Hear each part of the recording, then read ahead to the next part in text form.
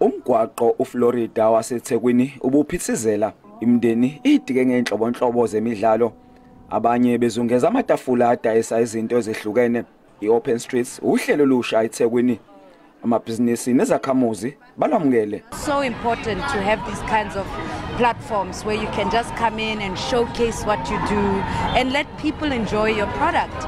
And more so because when you don't have a store, you know, these are the platforms that really work. It was very bad. But maybe with this event, things are gonna come right.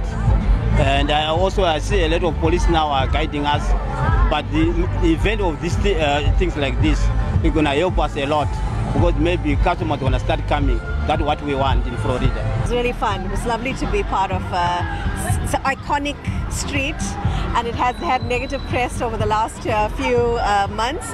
So it's great that Durban's taking back its power. Imoto bengavumelekile ukuhamba emgwaqeni ukuze abantu bangaphazamiseki. Umasipala uthi lokho kwenzelwa ukuthi abantu abaqhamuka endaweni ezihlukene bakwazi ukuhlangana. Bringing up members of the communities, different walks of life, to be all together in an open space provides the safety that is often lacking. And we are hoping that in that way, not only here on Florida roads, but when we go out in the communities, you would appreciate that in some areas after dark, people are afraid to walk out in the streets. That is not right. That should be corrected and addressed. Umanyathi usulo luhlelo luzohambela nezinye indawo eThekwini. Bongani Gema, indaba ze SABC eThekwini.